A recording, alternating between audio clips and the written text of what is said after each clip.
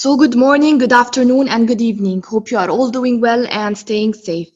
My name is Mariam Shreif, and I'm a senior petroleum engineering student at the Lebanese American University, and I'll be moderating today's session. It's my privilege and pleasure on the behalf of Pietro SPE Egypt section and Arab Oil and Gas Academy to welcome you here today. Our webinar today is about how to ace a job interview, and I'm sure that all of you are excited to know more about this issue in order to enhance your interview performance and increase the chances of getting the job. Our webinar will be presented by a skillful and masterful speaker, and I'm sure that his participation and deliberation will benefit all participants. Let me begin by introducing our guest speaker for today, Engineer Pietro Galli.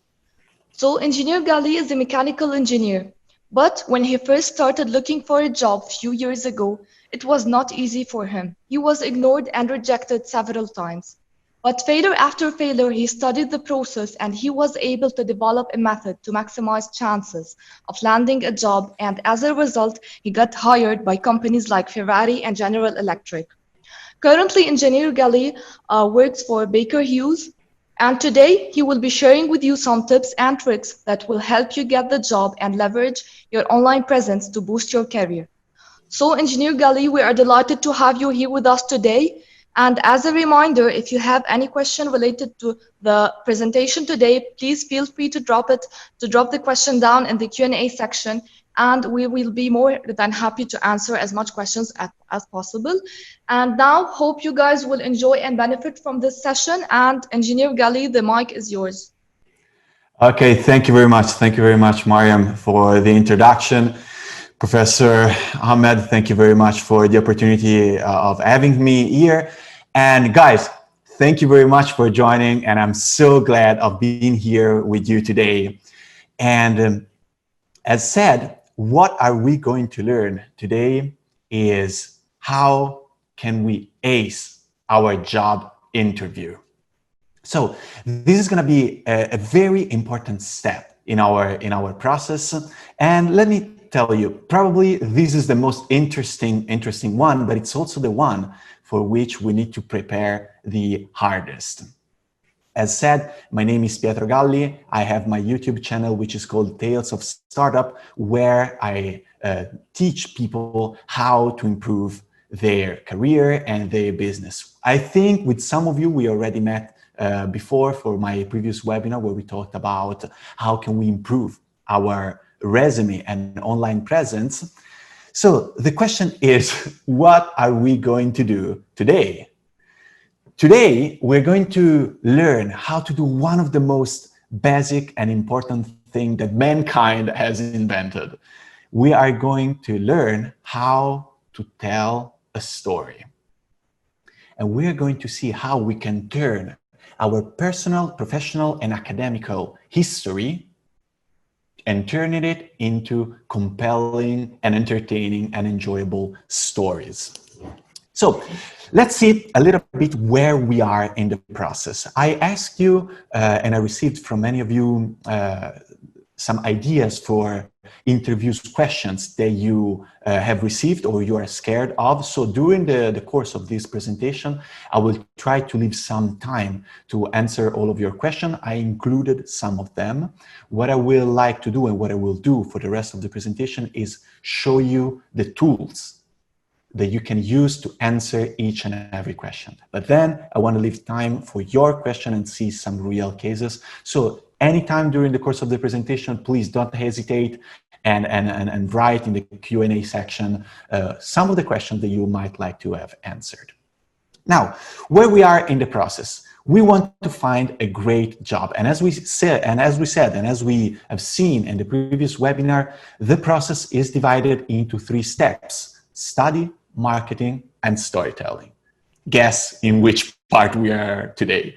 So the first part is study. We will see how to find the best company, and we have seen that. The second one, landing the interview, marketing. We want to let the companies know that we are open for business, that we are willing to go working for them, and we want to trigger the interest in the people working on that company so that they reach out to us and they ask us for an interview. Now Now is the time. This is showtime, is storytelling. We will see how to get hired. As we said, previous webinar, you can take a look at that at the Marietta College YouTube channel and also my channel, Tales of Startup. If you missed that, today, final step. We are stepping up our game and we will see how to answer those questions.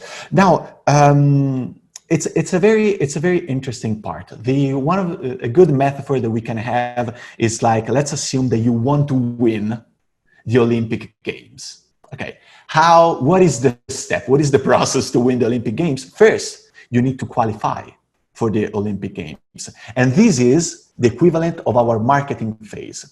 What do you need to do to qualify for an Olympic marathon? You need to run a marathon under a certain time. You need to close the race within a certain time. It doesn't matter. You can run as many races as you want.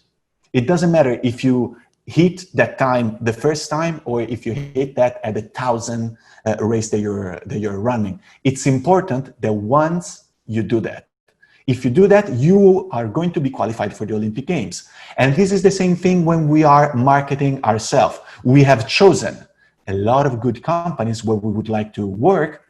We have prepared our resumes and we try. It's a marketing phase. It's a trial and error. We modify some things in our CVs. We take some keywords. We try them, then maybe they don't work. We try to other job openings. We apply to multiple companies. And this is like, running a lot of race. It's just important that one or two of those companies call us back. Exactly the same thing at the Olympic Games. Now they called us back. We are at the Olympic Games. Now it's showtime. We are live. We only get one shot, one opportunity. We need to actually be good live. And to do that, we need to practice a lot. Now, we can start by analyzing which are the three real questions that anyone who is interviewing us is actually asking to him or herself.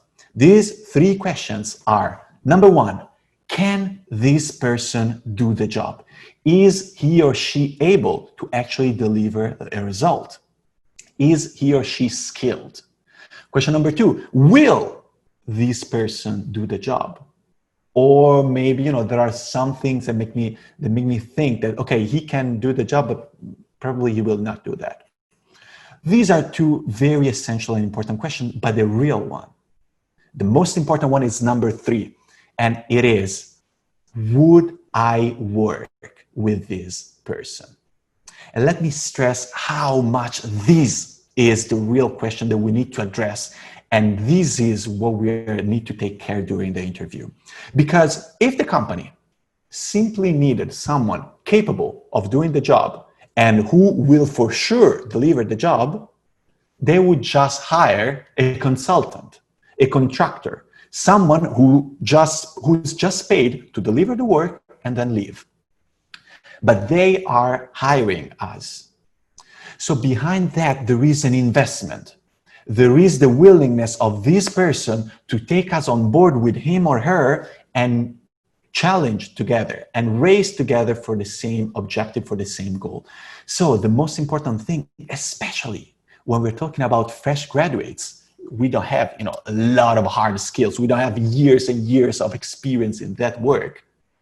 What you convey as a person is much more important than your hard skills. That's why, would I be willing to work with this person is the key. And what is the key element that we can leverage to let this person understand that, yes, you would love to work with us? The key element is empathy. Now, what is empathy? If we go on a dictionary, empathy is the ability to understand and share someone else's feelings and emotions. Empathy is that thing that makes you think that, okay, yeah, we have a connection with this person. I actually understand this person. This person understands me, my objective, and most important, I trust this person.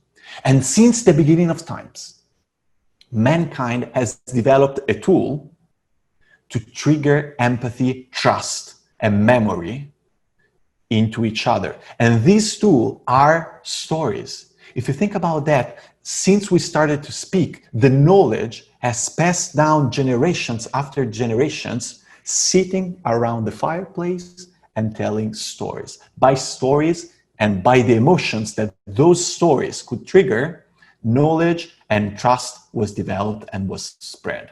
We will see how to do the same thing during our job interview.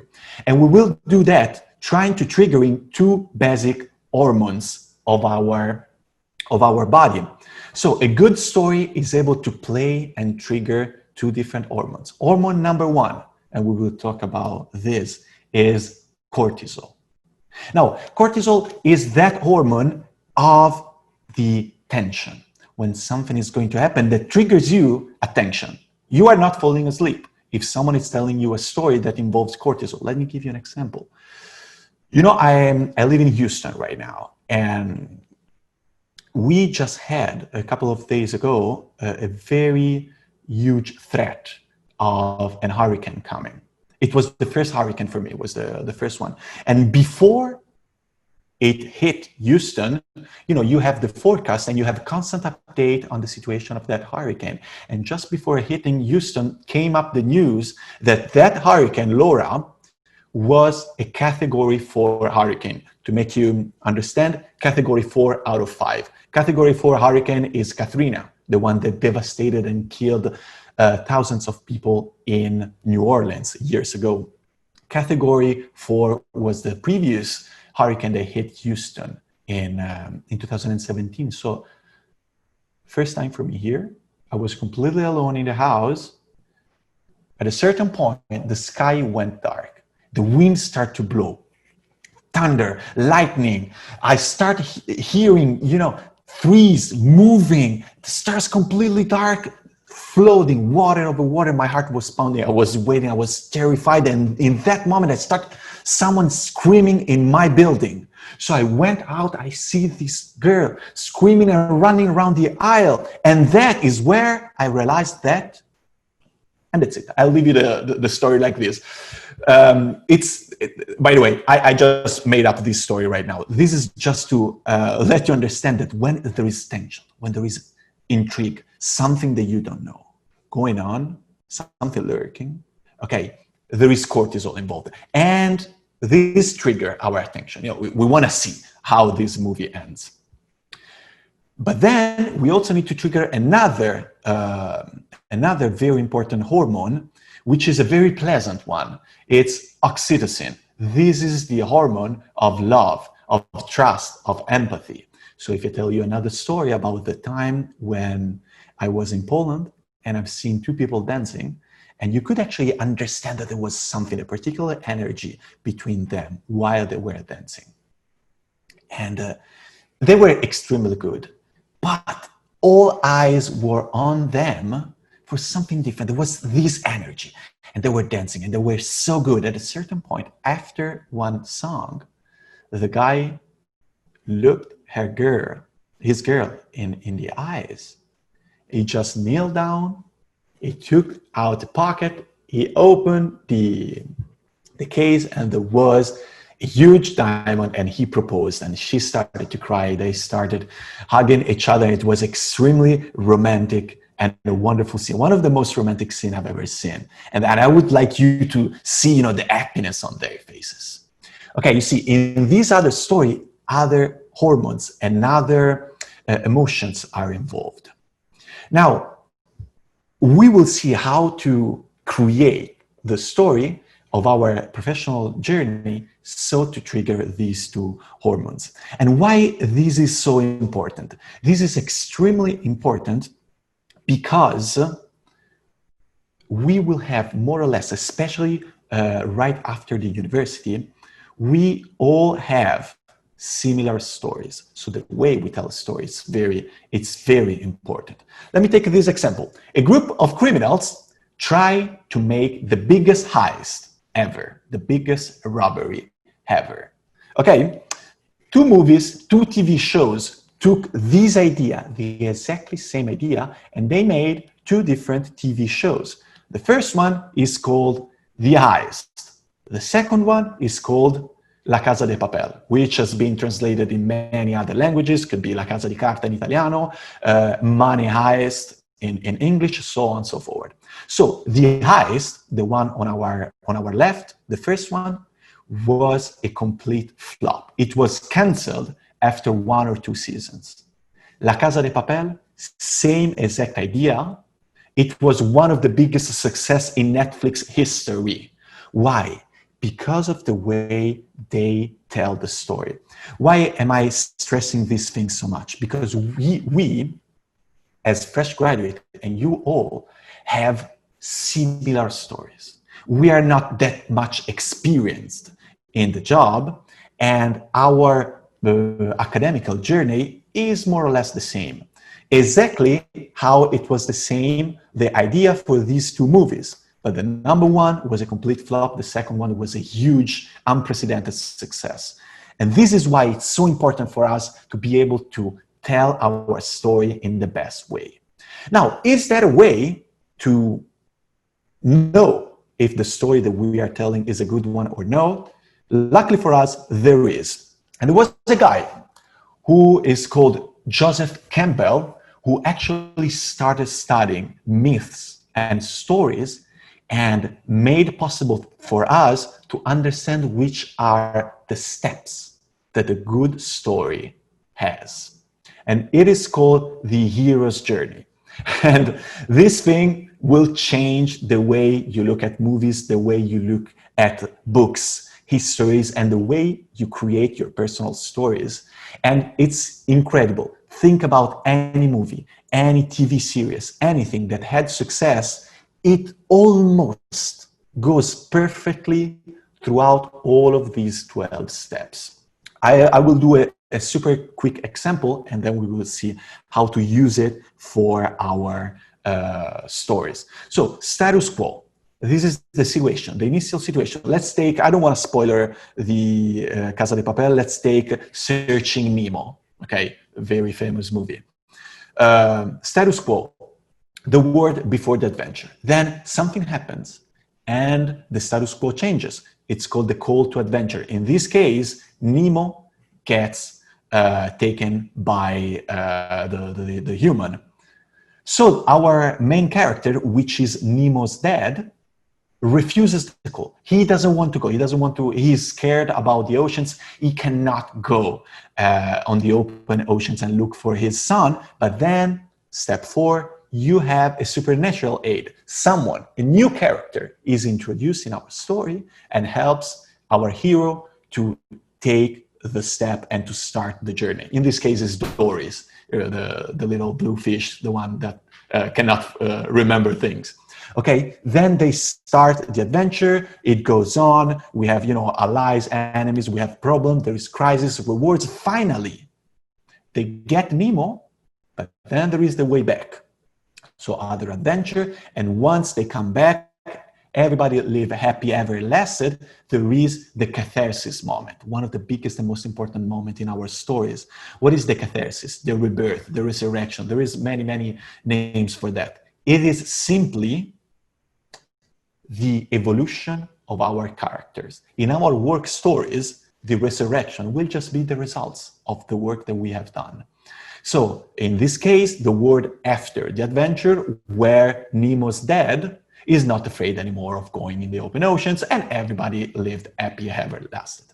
So this is to let you understand what is behind a good story. But do we actually need to think about all of these 12 steps in our journey and when we create answers to a job interview?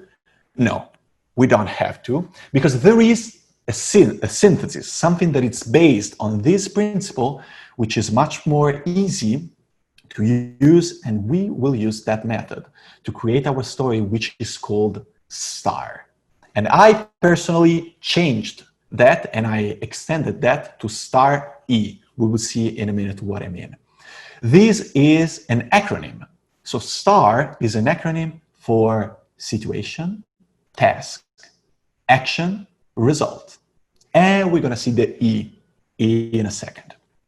Now, this is a way to take the hero's journey and to condensate that to answer our questions, behavioral questions during the interview.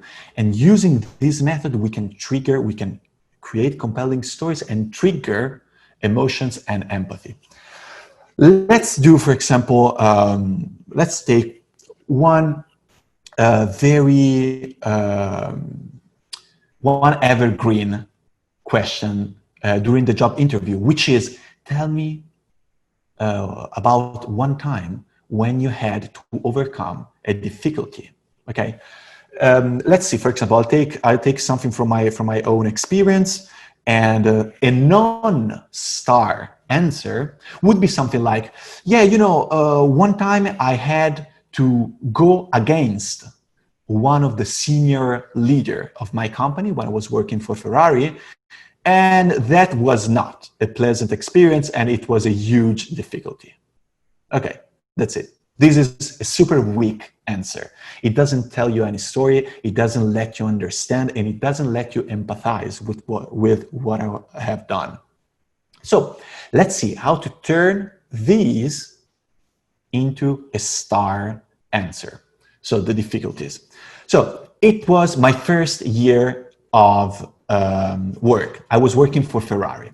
I was responsible for the assembly line. So for each new car that was introduced in the line, we needed to evaluate the cost of that car. Now, what is the cost of that car? It's the time that you need to take to actually assemble all of the parts of that car.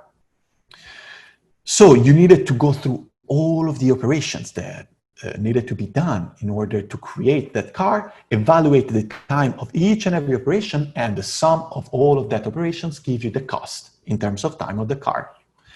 Perfect. I used to work, so I was responsible for the line, so I was working cross-functional to all of the cars that we manufactured. But each car had a specific team leader, okay? Now, there was this team leader about the specific new car that we were implementing in the process, and there was this meeting. I used to work with his team, but he was too high level for me. So, I interacted with his team, but not with him directly.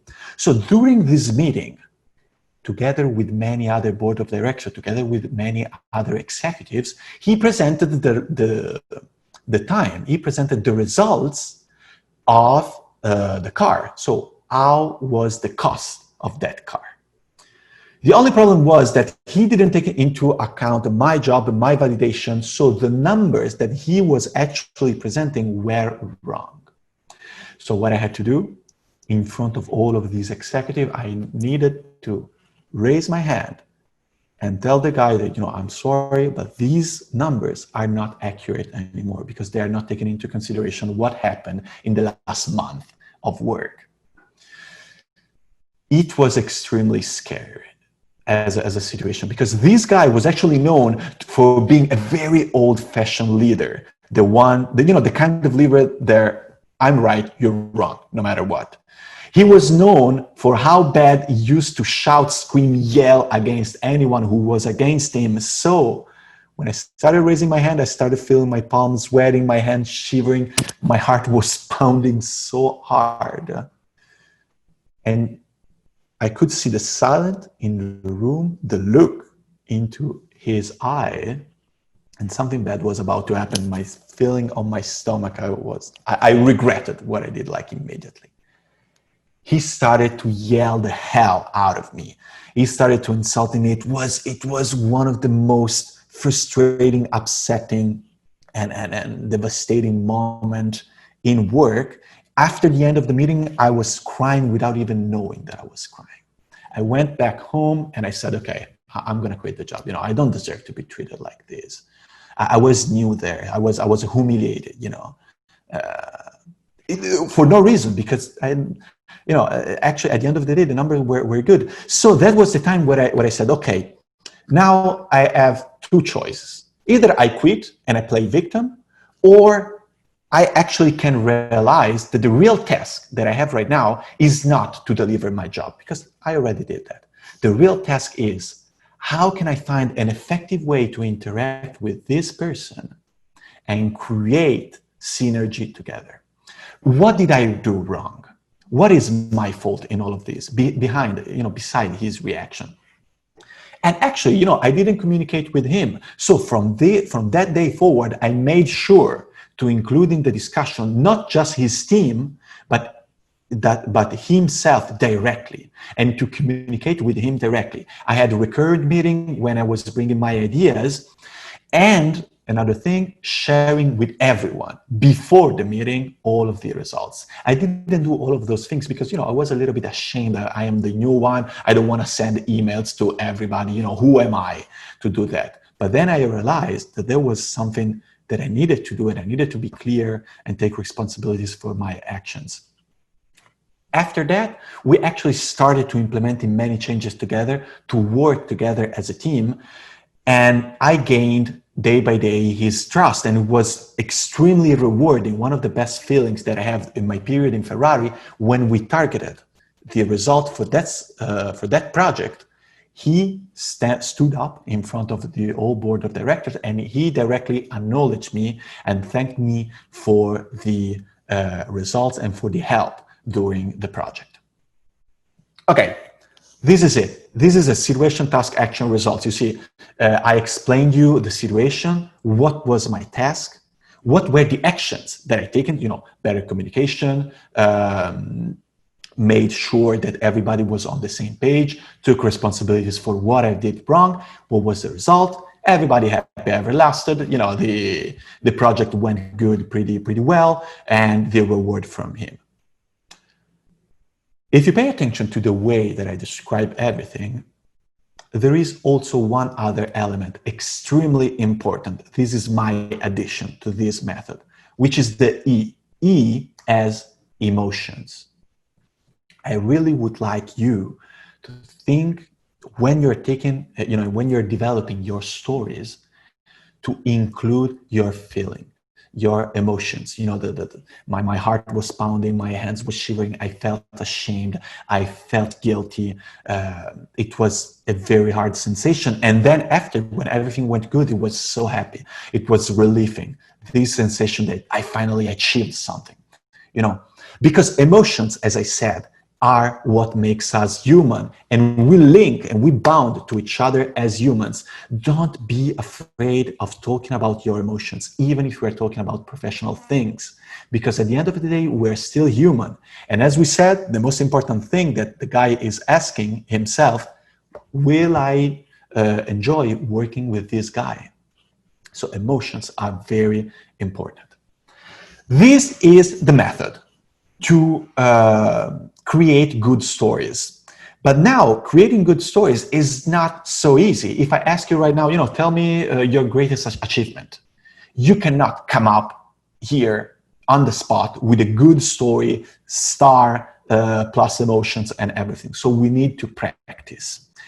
And to do that, the exercise that I would like to leave you with is one of the exercises is this one. So create your storyboard. I would like you to take a sheet of paper, draw a line, and from the beginning of your academical path to start taking notes of all of your milestone in your life. So for example, this is mine. I have the university, then the experience studying abroad, the master, my first job, then I joined the oil and gas, etc. You will have yours. So you will have high school, university, internships, first work, something personal that happened that shaped you, and so on, so forward. Maybe you have sports results. Maybe you have you're into music, or whatever hobby you have something very important for your life on that.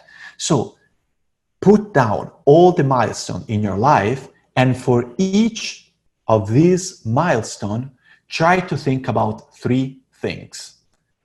A difficulty in that area. So for example, a difficulty that you had during the university.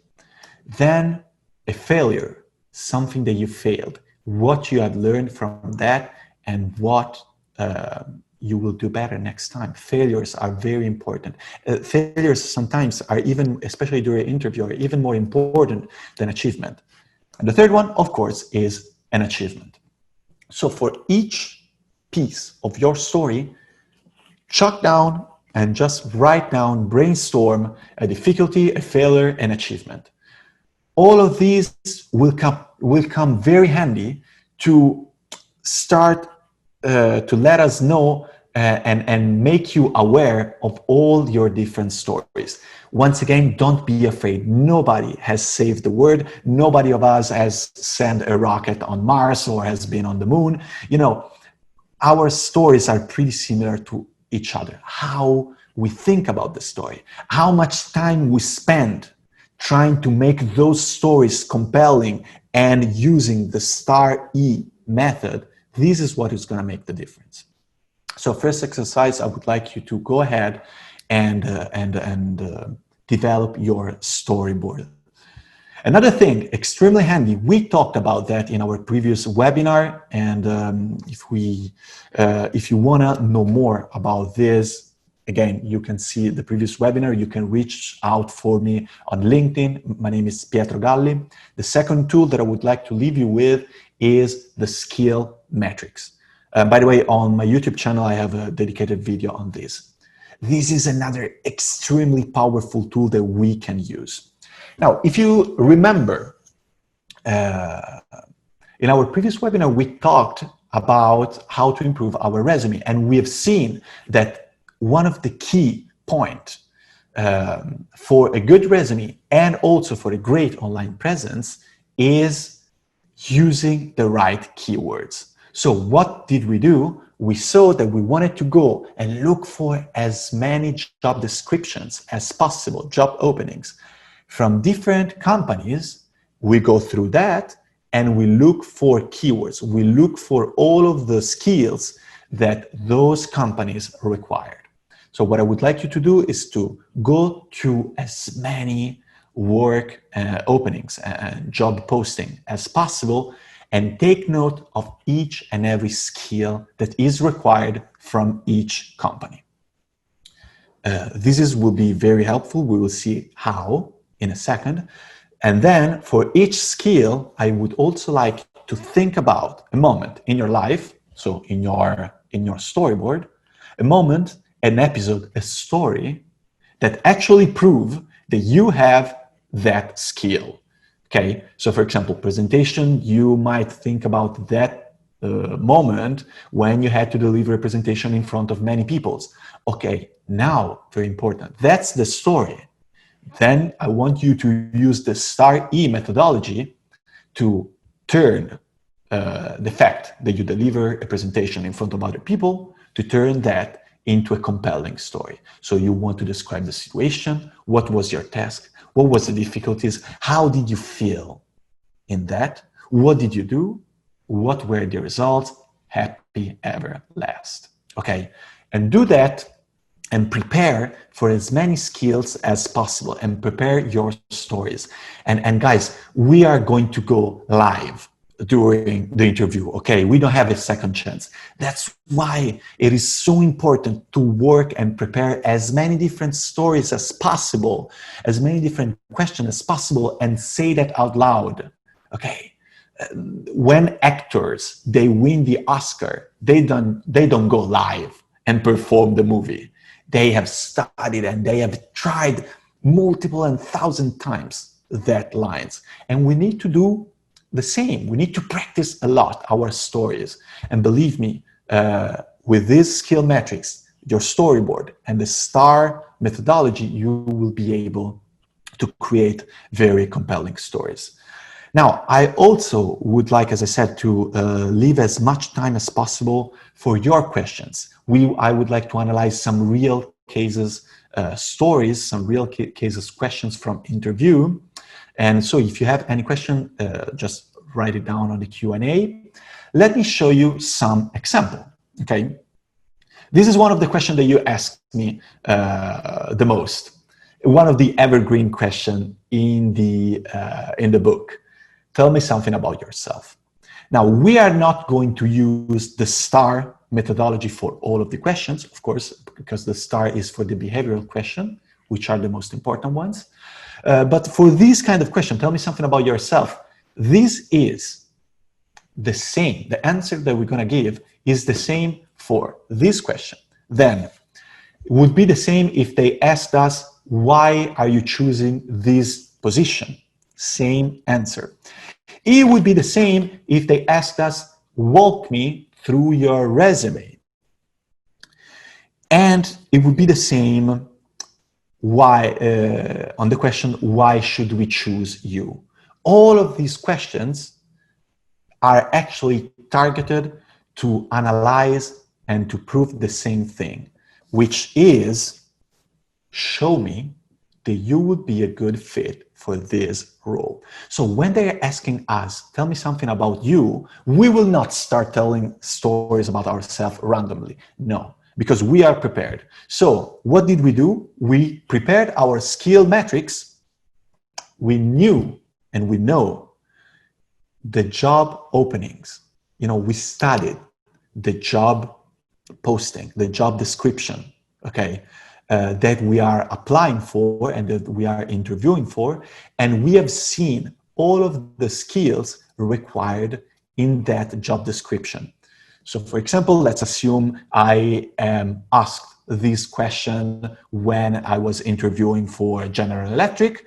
Perfect. I've seen that in their job posting, they had presentation skills, time management, travel, etc. Perfect. So if they ask me, tell me something about yourself, I will stress the fact that I say, yeah, you know, I'm a very active person. I like to talk to people. I like to deliver presentation. I like that feeling of letting people understanding something new.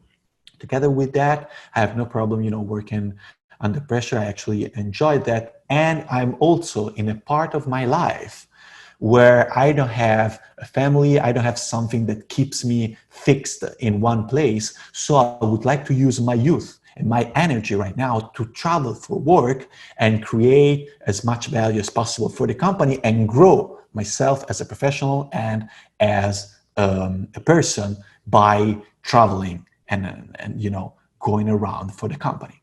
Perfect. I could have said so many things about myself. Why did I choose to say this? Because I've studied and I've seen that in the job posting, those are the skills that they are requiring.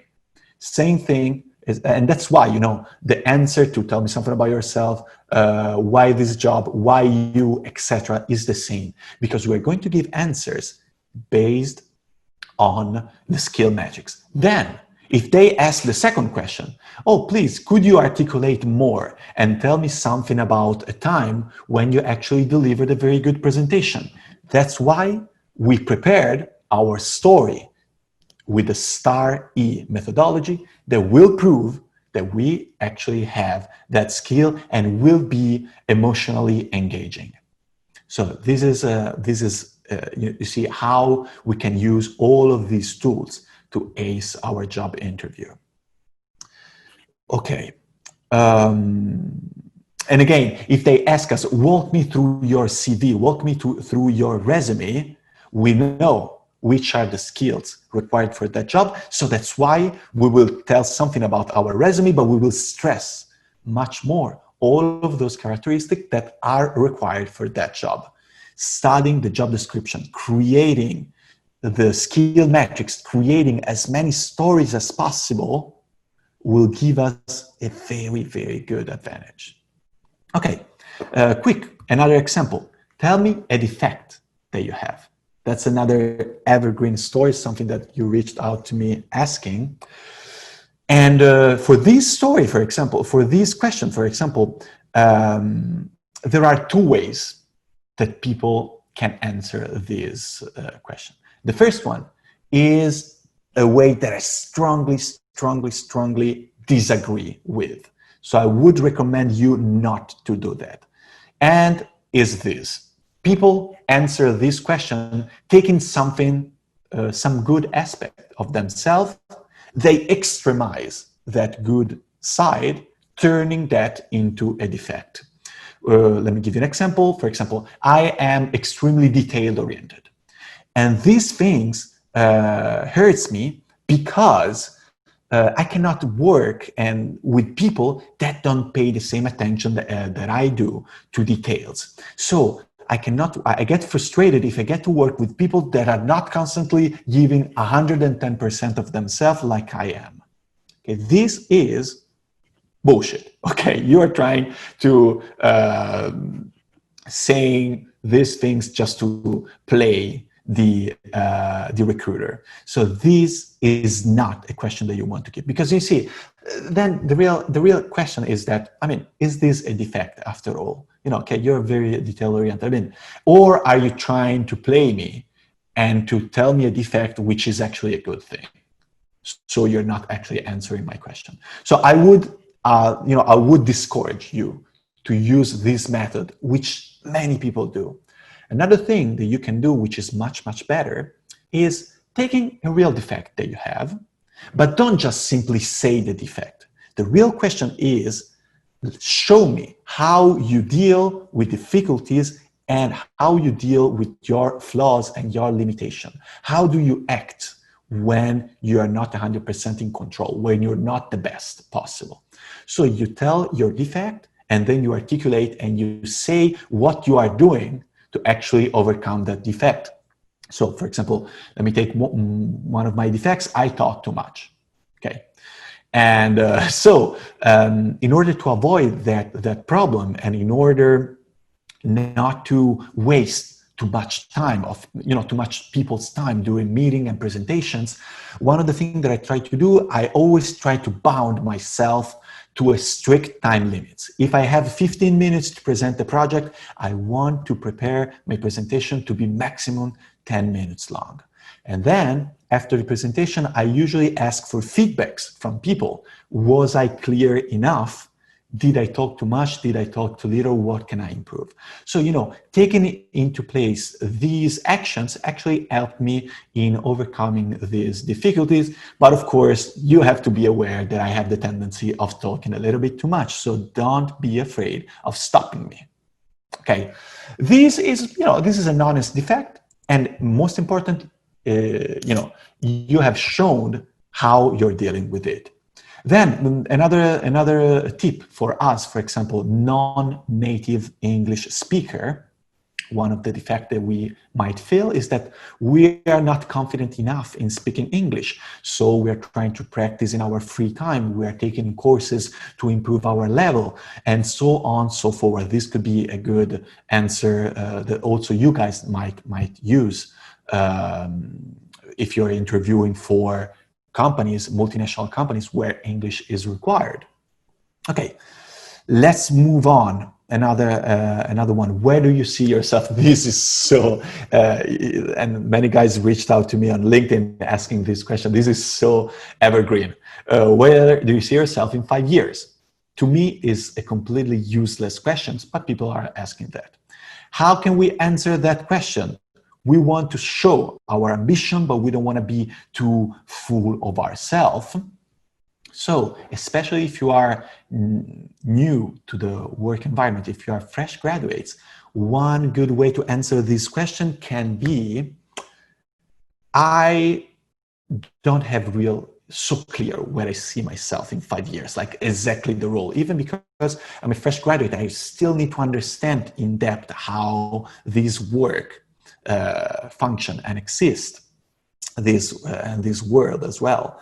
So one thing that I know for sure is that I want to become extremely good in what I'm doing right now. And this is the time of myself to challenge myself, to build the fundaments of my knowledge, so that in 5 years, when I'm extremely good in what I'm doing, I will be having the knowledge and I will have the capabilities of maybe leading a team and create and use these skills for good, and to keep on growing myself and help also other people in the company growing.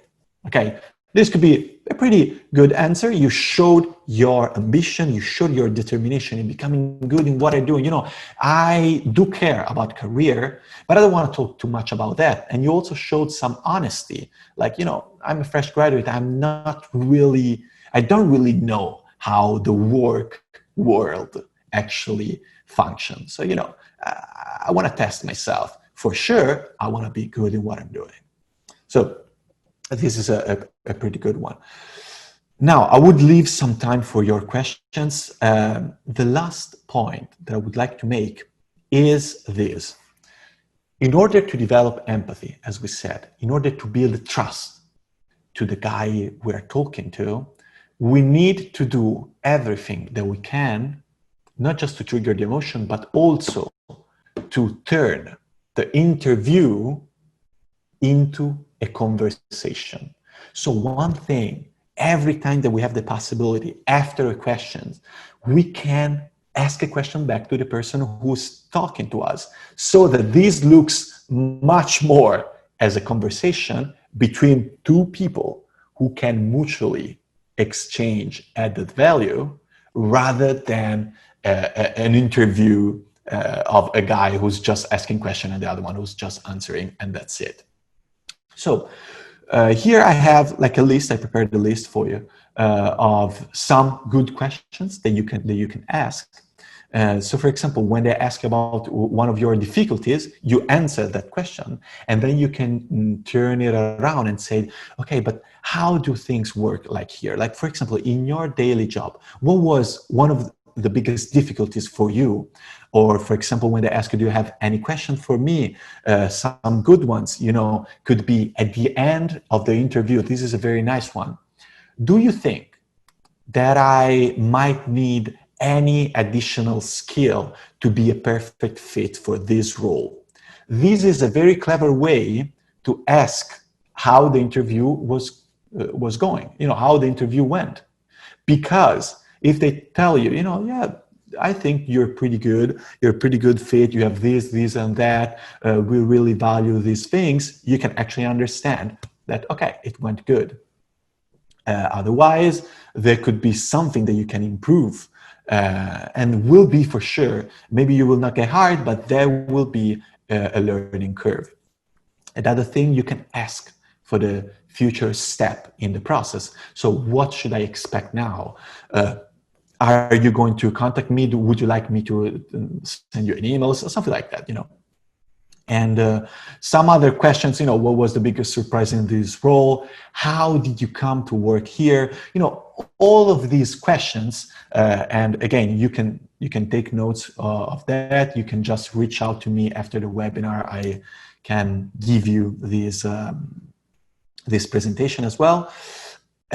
Try to turn questions around and ask, and honestly be interested in what was the experience of the guy who is talking to you.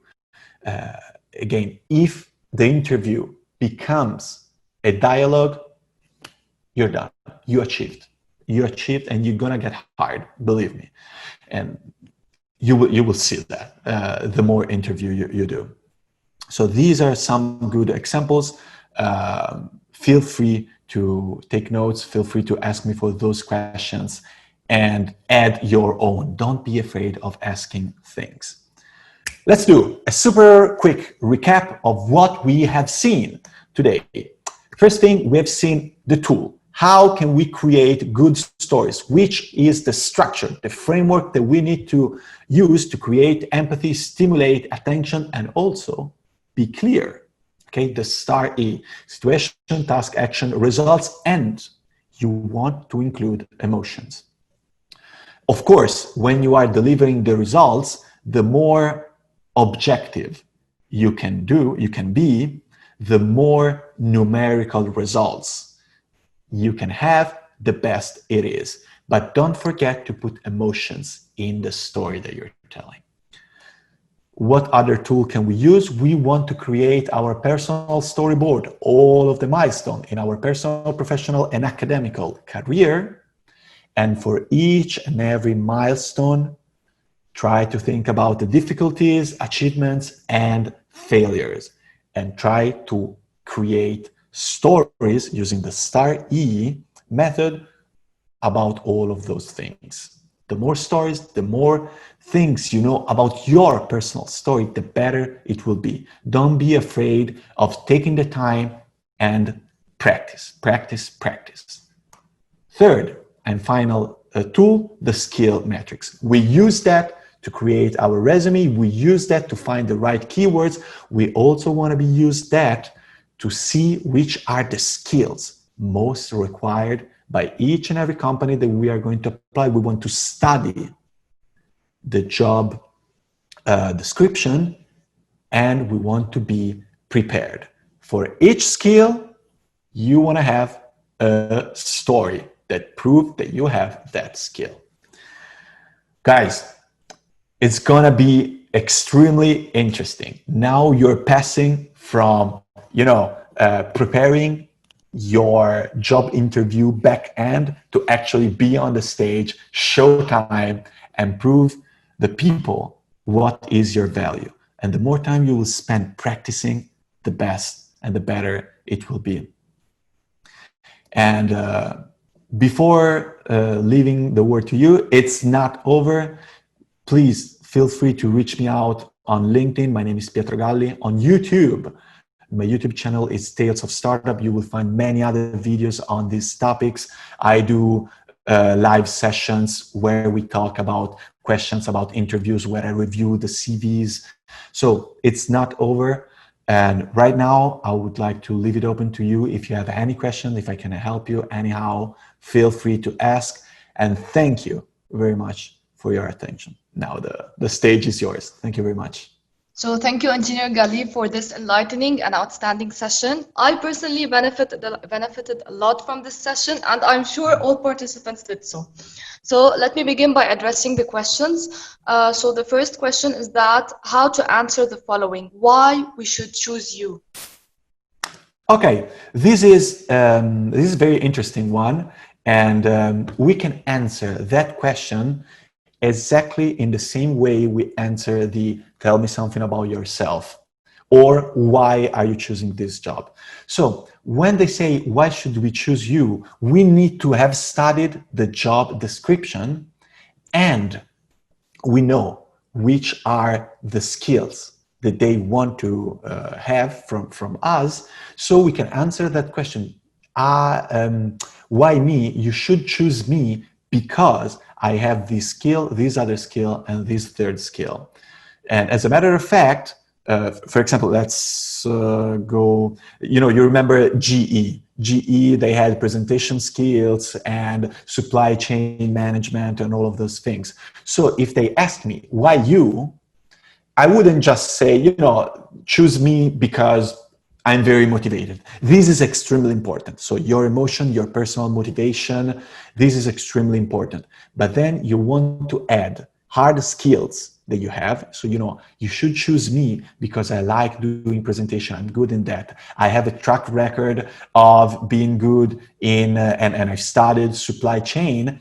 And then we studied the job description. We also studied the company. So we want to know which are the principles of that question.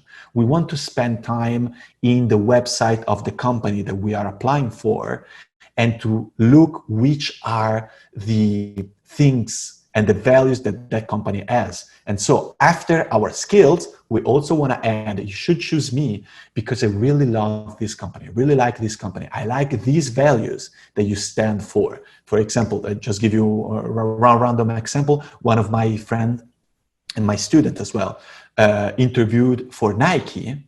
So, and a very interesting point when they asked her, why should we choose you? It was because I see myself in your values. So the fact that you stand so much for, giving out and giving in charity part of your, part of the income, part of the revenue from the sales of our shoes, this is something that I strongly believe in, and so on. So hard skills from the job description and motivation from and values. Your values matches the company's value, so you will know that from the company website. Does it answer your question? Is it clear? Yes, perfect. So the second question is that if they ask to list the interests outside your current professional area or position, like what are your interests? What could be the Oh, answer? okay. Okay. This is a very interesting one. So this is why it's so important to have our storyboard. So in our storyboard, we don't, the story of our life, we don't just put our professional and academical achievement, we also have our personal milestone. So I would recommend you to pick something that you're truly passionate about, something, where you see the lights of passion shining in your eyes when you're talking about that, and talk about that interest that you have. And also try to articulate why that interest and that hobby can actually be good for what you're going to do. So let me take, for example, I'll just take my personal example. I I used to freestyle rap. I used to compete in rap battles. So what you have to do in this competition, you have to create stories in rhyme out of nowhere. And it's like, like a contest. Who creates the best stories, who can do the best rhymes, who can entertain the crowd in the best way wins. So I remember one of the first time I was interviewed, I brought this thing up when they asked me, what are you passionate about? And I said, this thing. And this thing actually can turn out very good in the work that I'll be doing, because I'm not afraid of presenting. I'm not afraid of being on the stage and talking to each other. I'm not afraid, because nothing can be more scary about a crowd of 100, 200 strangers who are there ready to boo you out of the stage if you don't deliver, if you don't perform. So if you play instruments, if you play music, there could be something that, you want to talk about your passion, but also find in that passion, what is the skill that I can actually use in the work. In my case was the presentation skills. In my case was not being afraid of having a communication and having a dialogue with others. If you're very good in some sport, can be the determination, the achievement, can be the effort that you put in what you've done. So choose something you're passionate about, and that can also have the benefit to your work. Is it clear enough? Yes, thank you. It was clear. And another question is that how do fresh graduates answer? Do you have any work experience? Okay. This is a very important one. So if you have professional experience of, use that. For example, even just short internships, use that. Try to think about achievement, difficulties, and failure, why not, in your internships, and try to bring them up. I've never had like a long-term job, but I've done multiple internships. If you don't have any experience at all, not even not related to your field, if you are applying, if you're a fresh graduate, you're applying for a job as an engineer, but throughout all of your university, you have been a waiter, why not? In your professional experience as a waiter, there will be for sure some teamwork, dealing with people, some difficulties, something. So I don't have experience in this job, but I have experience being in the work environment, collaborating with people, so on and so forth. So bring them up, even if it's not super relevant to the job that you're doing. If you don't have experience at all, one thing that I always like to use is group projects. During the university, I'm super sure that 99% of you have done some work projects, some very important one. You can bring up your thesis, your master thesis, etc., and elaborate on that as if it, how you worked on team on that. Which were the difficulties for your thesis, for your projects? How did you overcome that? So you don't have practical experience, bring that up team working, difficulties, achievement, and so on. Okay, thank you. And another question is that when an interviewer asks you, tell us about yourself. So what would be our start? Is it regarding our personality first, or academic and technical career, technical experience? This is, for example, how do I start is a problem. It's much more a problem that we feel that we have rather than a real problem. And let me articulate this a little bit. I would suggest you to start in the way that lets you point out the skills that you have in the faster way.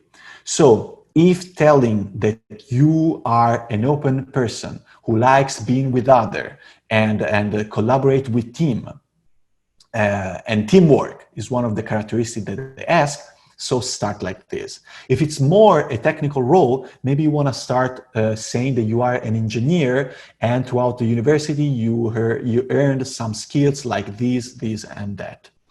But there is not a perfect way to start. The thing is that, why did I say that this is a problem that we feel much more a real problem? Because when we didn't practice, that's why I really would like you to practice this answer as many times as possible, because it's a question that 90% of the time you will be asked, and you will need to have a strong answer so that you don't feel strange by saying your line, okay? So if you started and you prepared yourself saying, you know, I'm a very open person, I like staying with and being with others, etc., start with that.